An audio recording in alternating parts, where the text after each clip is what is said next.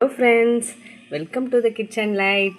இன்றைக்கி நம்ம வீடியோவில் பால் பணியாரம் பண்ண போகிறோம். வாங்க அது எப்படி செய்யலான்னு பார்க்கலாம்.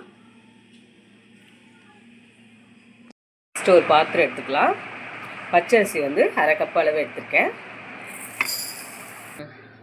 உளுத்தம்பருப்பு அதே கப் அளவு, அரிசி எந்த அளவோ அதே அளவு உளுத்தம்பருப்பு அரை கப்பு.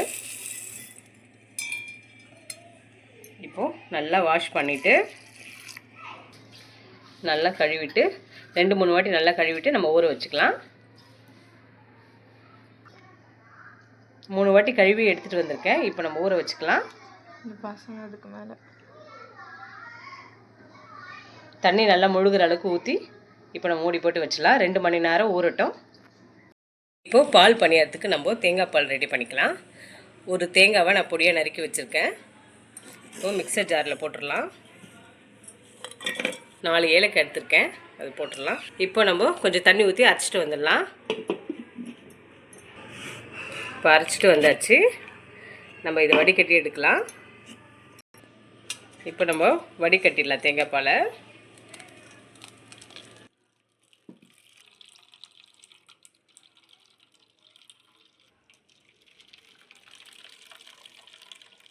இப்போ தேங்காய் பால் ஃபில்டர் பண்ணி எடுத்தாச்சு.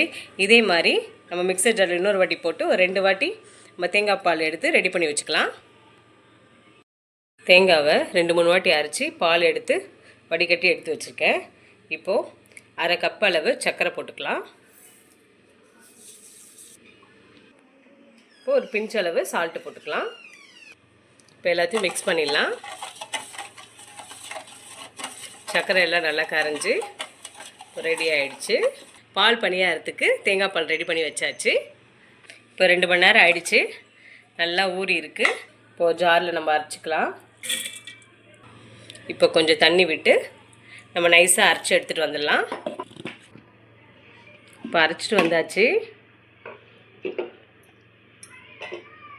இன்னும் கொஞ்சம் நைஸாக நம்ம அரைக்கணும். லைட்டாக குறைன்னு தான் இருக்குது. இது கூட கொஞ்சம் உப்பு போட்டுக்கலாம். இன்னும் ஒரு வாட்டி நல்லா அரைச்சிட்டு வந்துடலாம். இப்போ அரைச்சிட்டு வந்தாச்சு. பாருங்கள், நைஸாக இருக்கணும். இந்த அளவுக்கு நம்ம அரைச்சிட்டு வரணும். இப்போ ரெடியாக இருக்குது. ஒரு பாத்திரத்தில் எடுத்து வச்சுக்கலாம். இந்த பாத்திரத்தில் நம்ம மாவை ஊற்றிடலாம்.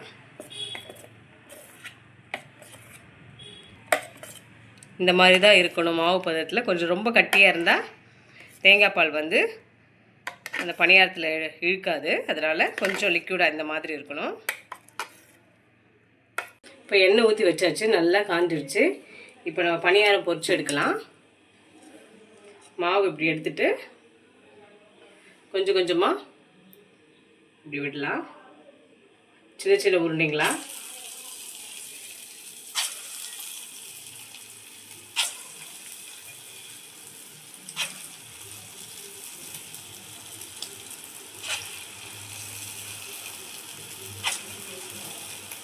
கேஸை வந்து சிம்மில் வச்சுட்டு இப்படி பொறுமையாக பொரிச்சு எடுக்கலாம். அப்போ தான் உள்ளே நல்லா வெந்து வரும். நம்ம குட்டி குட்டியாக அழகாக பாருங்கள், சூப்பராக இருக்குது பணியாரம். கையிலே எடுத்து குட்டி குட்டியாக அப்படி போடலாம். கொஞ்சம் கலர் லைட்டாக மாறட்டும், நம்ம எடுத்துடலாம். இந்த அளவுக்கு கலர் லைட் ப்ரௌனாக வந்துருக்கு பாருங்கள். இந்த அளவுக்கு வந்தால் போதும், நம்ம எடுத்துடலாம். அழகாக குட்டி குட்டி பால்ஸ் அழகாக வந்துருப்பாங்க.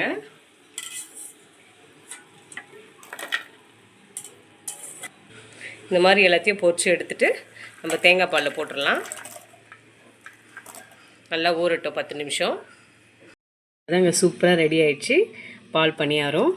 நல்லா ஒரு 10 நிமிஷம் தேங்காய் பாலில் ஊறி எப்படி வந்திருக்கு பாருங்கள். சூப்பராக இருக்குது.